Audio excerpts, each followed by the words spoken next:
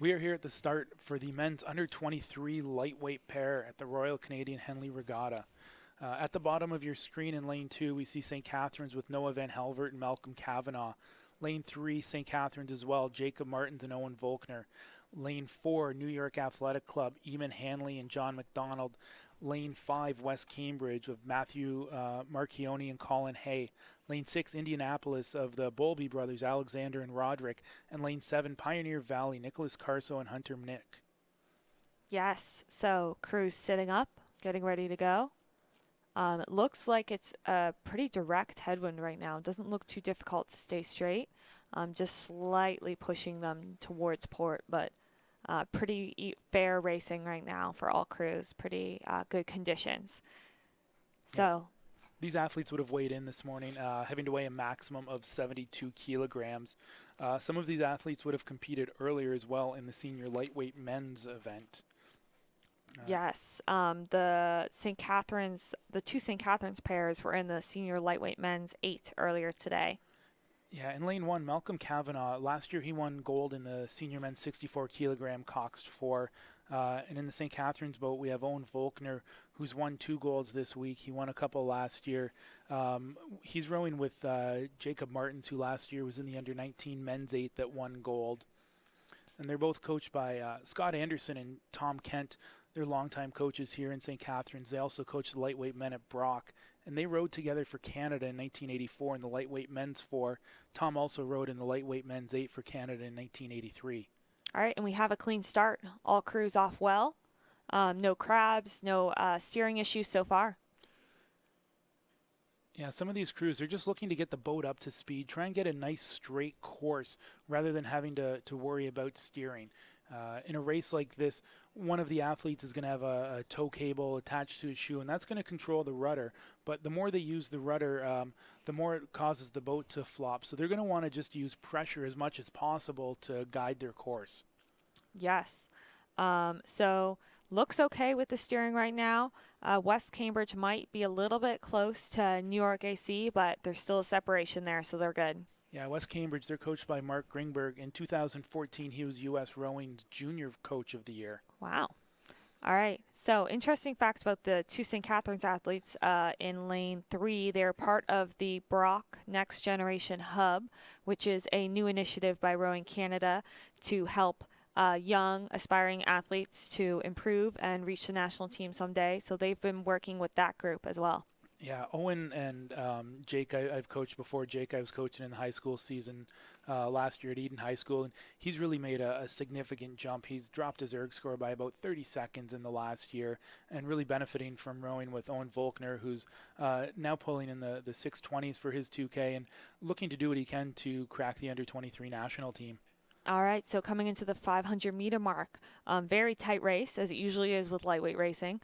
We've got 4 pairs that are almost dead even. Actually, we're looking through the line, and there are 4 pairs dead even. Wow, that's a wonderful start to the race. So these guys are going to be seeing what they need to do in this part of the race, whether someone wants to make that big jump and try and open up a bit of a lead, or if they want to just hold back a little bit and let the second half of the race be where the challenges are made. Yes, so it is. St. Catharines in lane 3, New York AC, West Cambridge, and Indianapolis, all very close and even with each other right now. Yeah, New York AC, their stroke seat John McDonald, he's going to be attending Yale in the fall. In this boat, they're coached by Nathaniel Clark. He's an assistant heavyweight men's coach at Columbia University. Wow. So, second 500. We should start to see a little bit of separation here. This is where you can kind of separate the well-trained crews from the rest. So seeing them shift, seeing them into their nice, long, strong rhythm, and see who can sustain that through this 500. Yeah, it looks like over in lane 5, Indianapolis might have tried to make a move. The Bowlby brothers, they won this event last year. Alex in bow and Roderick in stroke. Alex rows for the University of Pennsylvania. And these brothers, they finished second at the U.S. National Trials in the lightweight pair this year. Wow, impressive result. So they look to be edging out, but it is still tight between Indianapolis, West Cambridge, New York AC. St. Catharines might have fallen back just a touch, but they're definitely still in it.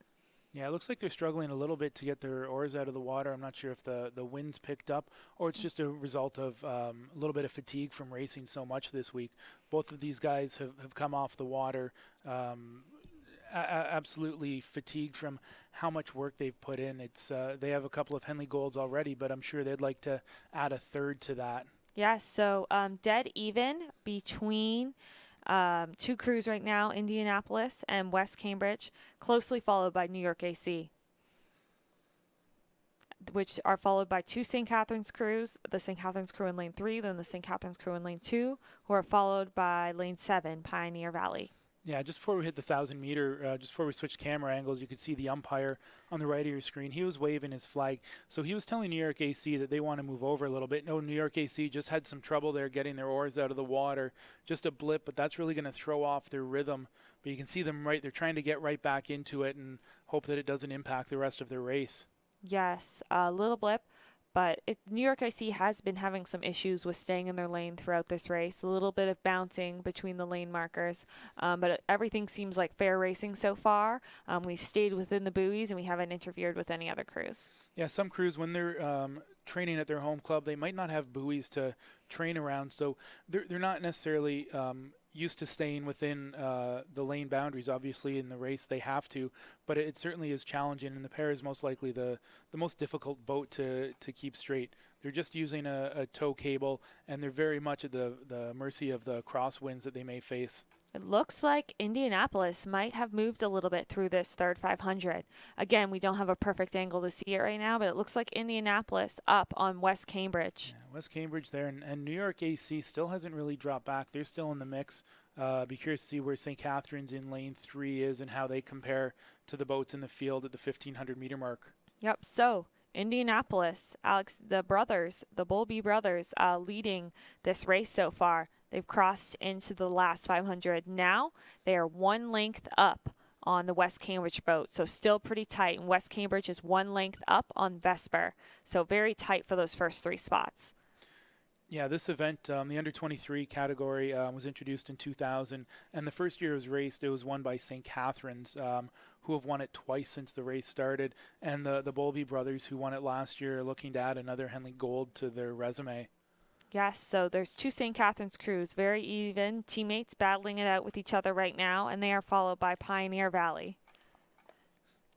So yeah, Pioneer Valley, this combo, they won silver in the under-19 men's pair at U.S. Club Nationals this year. So it is a younger crew racing up in the under-23 category.